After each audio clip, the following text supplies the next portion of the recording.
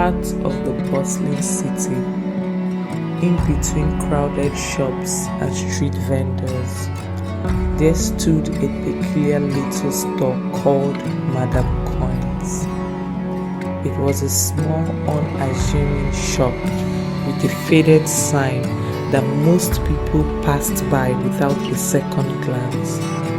Yet, those who found their way into its doors would never forget the experience. The shop was run by a woman nicknamed Mama. She was graceful and elegant, with a smile that felt too warm for the calmness that surrounded her store. Mama always seemed to know what you needed before you did. It wasn't the latest fashion or the rarest of spices that she sold. No, it was a beer parlor with different kinds of proteins. Show glass were lined with various types of meat. Not like the weren't better and more luxurious beer parlors around, but what truly set Mama's shop apart was its rule. You could only pay with a certain denomination of currency, a rare specially minted coin called the silver, hence the name of our shop, Madame Coins. The coin was not to be found anywhere else. It was Mama's own creation, a coin that had no value outside of her store. But those who entered her shop found themselves compelled to buy, to spend, and when they handed her the coin, it was as if their desires were fulfilled, but not without a cost. At first, it was a curiosity for the townspeople. "Come shop at Madame Coins," they would whisper, "but be wary of the silver coins." It wasn't that the shop was dangerous, it was simply that once you stepped through her door and exchanged your currency for the coins you would shop with, you could never leave the same. Men from the town and neighboring towns would spend day and night drinking and feasting in Madame Coin's shop. Sometimes they get drunk to stupor and end up falling by the roadside as they find their way home in the thick darkness of the night. Some of these men work hard, toil by the day, just to have enough money to patronize Madame Coins, even against their will. Leonard was a young man who heard the rumors. Desperate for a change from his boring and regular routine, he found himself one rainy afternoon standing in front of Madame Coin's shop. He had been passing by the alleyway where the shop stood when a strange force pulled him. It felt like fate, like something he couldn't ignore. He stepped inside. The bell above the door rang softly, and Mama appeared from the shadows of a corner, her long flowing dress as dark as midnight. "Welcome, my dear," she said, her voice smooth as honey, but with a layer of something darker underneath. "I see you've come for the silver coins." Lena hesitated, but the woman's gaze was like a magnet, pulling him forward. A strange, almost dizzy sensation overtook him. He nodded. "Yes," he said softly, "I want to buy something." Mama's smile widened. "Ah, yes, but you must first pay in the way we do here. The silver coins is the only currency accepted in this place." He handed Mama a few crumbled bills, but Mama shook her head, her eyes narrowing. "No, my dear, only the coins," she said. Leonard hadn't known where to get such a coin, but before he could ask, Mama slid a small wooden box across the counter.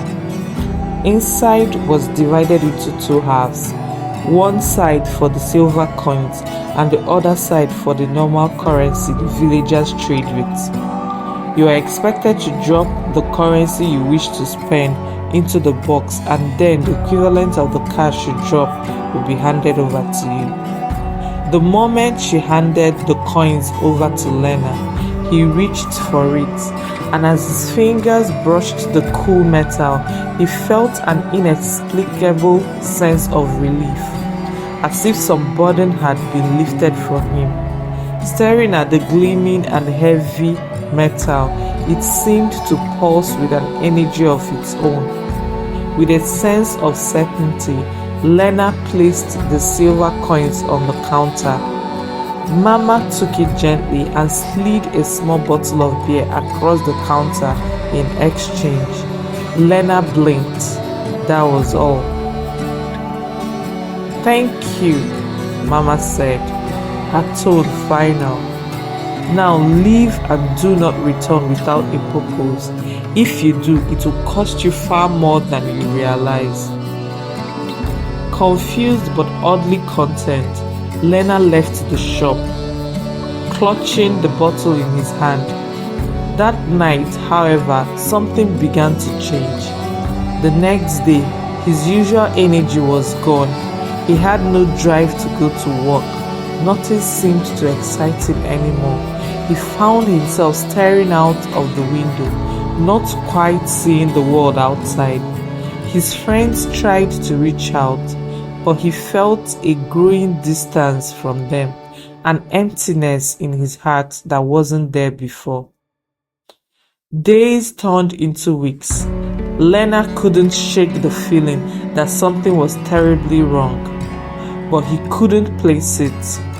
No matter how hard he tried to move forward, to do something, to get out of the house, he found himself unable to.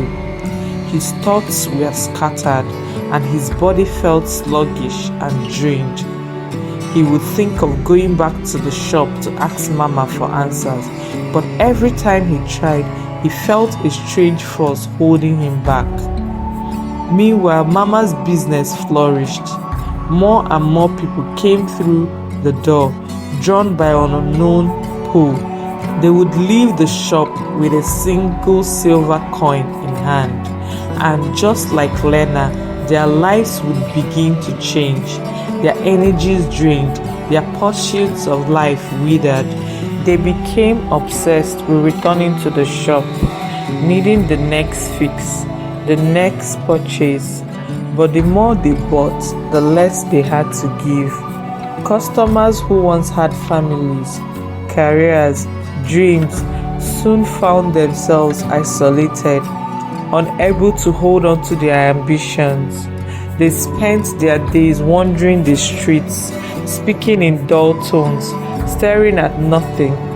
Their entire existence was wrapped around Madame Coin's shop, a place they couldn't stay away from, even though it only drained them.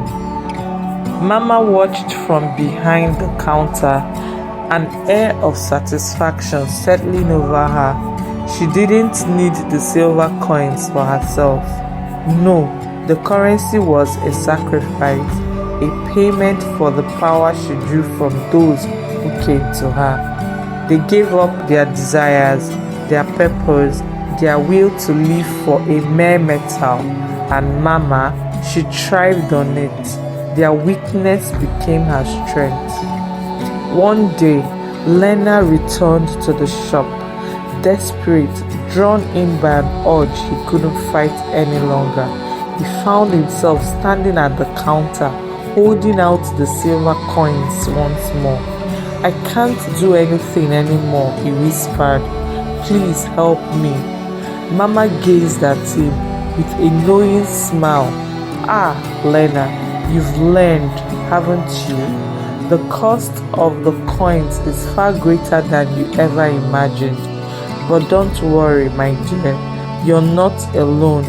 Everyone who enters here is mine, in one way or another." Lena's eyes glazed over, and he placed the coin on the counter. He had no other choice. He had become like the others, weak, dependent, and utterly lost. The bell above the door rang again as Mama smiled, and the cycle continued. In the heart of the city, Madame Coin's shop remained as timeless and unyielding as ever. Those who came in with hope left only with hollow hearts, unable to escape the grasp of the silver coins. And Mama, ever so graceful, waited patiently for the next soul to walk through her door. It had been years since Leonard first walked into Madame Coin's shop, and he wasn't the only one to fall under the strange, irresistible pull of the shop. In the time since, the town had become a place of whispered rumors, vacant-eyed people, and a strange, insidious aura. Mama's influence had grown, spreading like a dark vine, coiling around the lives of those who sought her help, and draining them of everything they once were. But as with all things built on deceit, Mama's time would eventually come. It started with a woman named Clara. She had once been an energetic mother of two, always involved in the community and full of life. But in the past few months, her personality had shifted. Her house was filled with unfinished projects. Her children were neglected, and she spent more and more time pacing in and out the streets outside Madame Coin's shop, longingly at the shop as if in a trance. One day, Clara's husband, Adam, had had enough. His wife had become a shadow of her former self, and he was convinced that the shop was at the center of it all. He had noticed the subtle signs, the way Clara would come back late, drunk, with a bottle of beer, and the strange silver coins always tucked carefully into her purse. Adam made his way to Madame Coin's shop, determined to confront Mama. He entered the shop, the same pool that claimed so many before him, tugging at his mind. Mama, as always, greeted him with her cold, charming smile. "Can I help you, sir?" she asked, her voice like velvet. "I want to know what you've done to my wife," Adam said, trying to ignore the dizziness that was creeping into his mind. Why has she become like this? Why is she so lost? Mama's smile never faltered. Her eyes narrowed slightly. She knew that this moment had come, the inevitable confrontation she had long been avoiding. But there was no going back now. "Your wife has merely found her purpose," Mama said softly. "She is free from the burdens of this world. She no longer needs to worry about the trivial things that weigh down most people. All she needs is what I offer." Adam stepped closer, his fists clenched. "You've stolen her, haven't you? You've taken her life, her soul, everything that made her Clara, and turned her into a husk of a person." Mama's eyes flickered with annoyance, but she maintained her composure. "I don't steal, I release. I offer peace, freedom from the noise of the world. If she chooses to give herself to me, that is her decision." But Adam had had enough. He turned and ran out of the shop, vowing to expose Mama for what she truly was. He spent the next several days gathering evidence, speaking to the other residents who had experienced similar changes. Clara wasn't the only one. There were whispers about others like Lena, whose lives had slowly become consumed by Mama's influence. It wasn't long before Adam managed to gather enough people who had fallen victim to Mama's twisted scheme. He organized a meeting with those who had once been regular customers of Madame Coins, now broken and drained of all purpose. They formed a loose group, determined to confront the woman who had turned their lives into nothing but a hollow shell. Among the group was Lena, who, though lost, had begun to regain bits of clarity.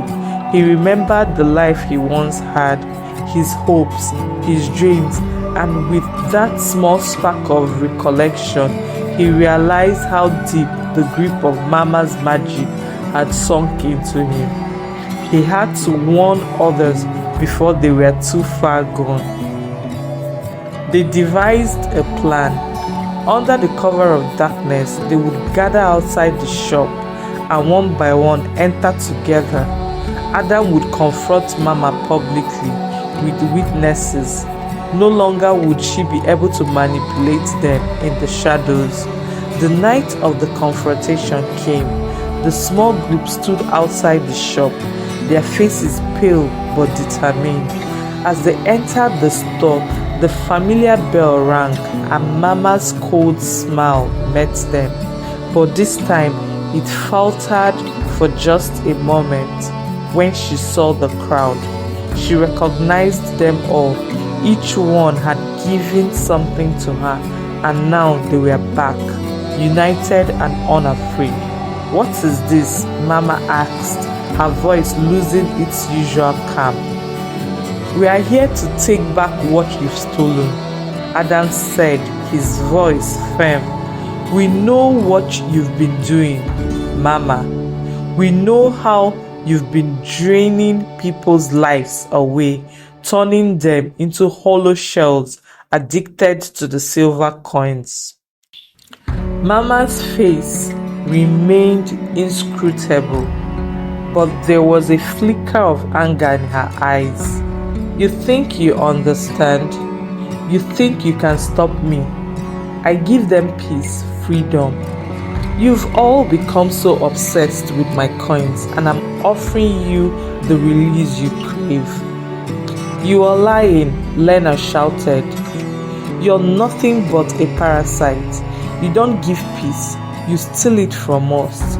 We were all just fine before we stepped into this shop. But you took our energy, our will, and you bound us to you." The others began to speak up one by one. They told their stories of how they had come to Mama's shop seeking something they couldn't define, only to walk away with nothing but emptiness. They had been weakened, their lives consumed by the pursuit of silver coins, which meant nothing in the real world. Mama's mask of composure slipped further as she realized the gravity of the situation. She had kept them isolated and dependent for so long that she never imagined they would band together to expose her. Her carefully cultivated empire was crumbling. Desperation crept into her voice. "You can't stop me. You need me." But the crowd didn't falter. They stood united, stronger than they had been in years. Their collective resolve shattered the illusion Mama had built. Adam turned to the others. "We can expose her, but we must take this to the town. The people deserve to know what's been happening. We'll show them the truth." The group left the shop, with Mama standing still behind the counter, her heart racing, her empire slipping through her fingers. The town was abuzz with the revelation. People who had once been too scared or too mesmerized to question Mama's methods now realized the truth. They rallied together to share their experiences. The more they exposed Mama's web of manipulation, the more the truth spread from one end of the town to the other. Soon, the local authorities were involved, and it didn't take long for them to recognize the need to investigate Mama's shop. They found evidence of her ritualistic practices, the silver coins, and documents outlining how she had been drawing power from her customers for years. She was arrested for fraud, manipulation, and more. Her shop was shut down, the doors forever locked, and her once charming smile was now twisted with the realization that her reign of control was over. Mama was exposed not only as a fraud but as a master manipulator who had preyed on the vulnerable, feeding on their need for escape and peace. The very thing she had promised them became the shackles that bound them to her. As for the town, it slowly began to heal. People who had been drained found their lives slowly returning to normal. Clara and Lena, along with the others, rebuilt their futures, free from Mama's grasp. But the memory of Mama's shop lingered. It served as a warning. The price of seeking peace at the cost of your soul was one no one should ever pay again. And Mama, the merchant of sacrifice, was left to face the disgrace of her own creation, trapped in a prison of her own making.